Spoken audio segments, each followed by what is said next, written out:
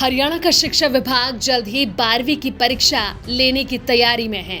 इसके लिए सभी विकल्पों पर विचार किया जा रहा है। इसे लेकर शिक्षा मंत्री कंवरपाल गुर्जर ने बताया कि अभी हाल ही में केंद्र के साथ इस विषय पर विस्तृत चर्चा हुई है, जिस पर लगातार मंथन जारी है। आने वाले समय में केंद्र सरकार की जो भी गाइडलाइन आएगी, उसके अनुसार ही प्रदेश में 12वीं की परीक्षाएं आयोजित की जाएंगी।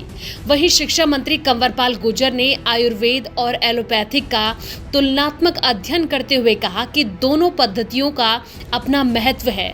वहीं हमारे संवाददाता कुमार रमेश ने शिक्षा मंत्री कंवरपाल गुर्जर से और भी कई अहम विषयों पर खास बातचीत की। आप भी सुनिए। हरियाणा में संक्रमण की रफ्तार धीरे धीरे घट रही है और जाहिर तौर पर सरकारों को जो चिंता थी वो अब कहीं न कहीं कम दिख रही है और सरकारों ने अब जाहिर तौर पर बाजार भी खोल दिए हैं और कुछ समय के लिए, ताकि कहीं न कहीं लोगों को फायदा हो सके। बाजार खुल गए, क्या स्कूल भी खुलेंगे या नहीं खुलेंगे, इन तमाम मुद्दों पे शिक्षा मंत्री सर बाजार खोल दिया आपने 7 से लेकर के 12 भी किए। अब तो शिक्षा जगत से जो जुड़े हुए लोग, चाहे स्कूल मैनेजमेंट की बात करें, चाहे टीचर्स की बात करें या स्टूडेंट्स की बात करें, वो भी चाहते हैं कि स्कूल खुले ताकि जो शिक्षा में बाधा है वो दूर हो सके। इस पर भी कोई विचार चल रहा है आपका? देखिए, अभी इस प्रकार की परिस्थितियां नहीं है कि हम स्कूल खोलें।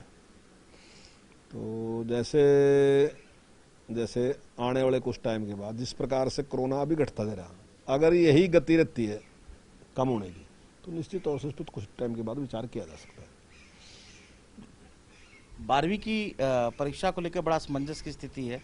पहले आप चाह रहे थे कि 1 जून से हो, तिथियां निश्चित नहीं हो पाई, जून भी आने वाला है और सुना कि आपके मन में ये भी चल रहा है कि इसकी जो सूचना है वो कम से कम 20 से 25 दिन पहले दी जानी चाहिए, ताकि बच्चे प्रिपरेशन कर सकें और कहीं ना कहीं मेंटली रूप से भी प्रिपेयर हो जाएं कि हमने परीक्षा देना है।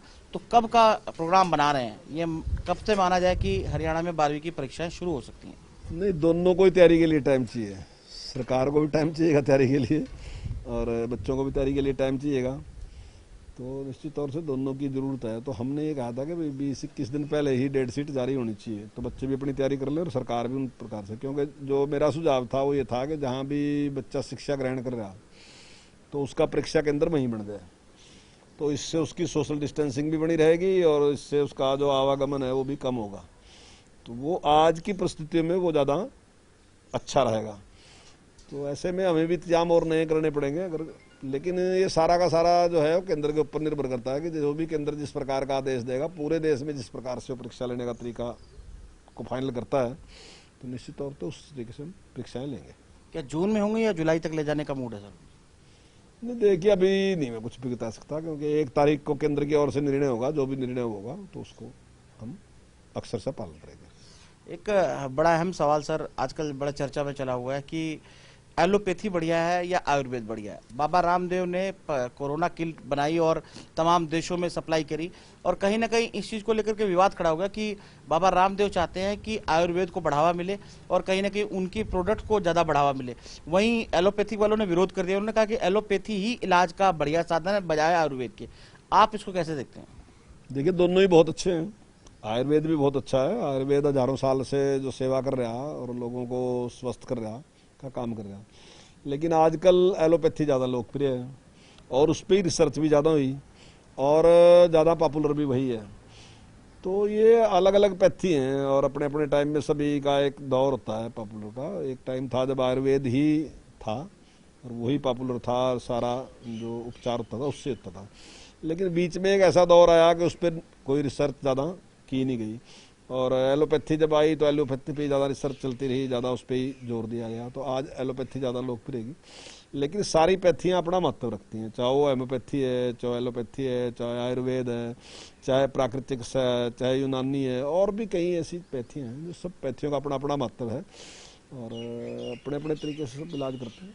लेकिन देखा जाए तो हरियाणा सरकार तो आयुर्वेद को ज़्यादा सपोर्ट करती है। पतंजलि के साथ आप लोगों ने करार कर लिया, पतंजलि कोरोनिल किट बांटेगी जितने भी लोग जो कोरोना पीड़ित हैं उनको ठीक करने के लिए, और उसी चीज़ का लेकर के विपक्ष सवाल खड़े कर रहा है कि आपके मन में ये है कि आप कहीं ना कहीं रामदेव जी को फ़ायदा देना चाहते हैं।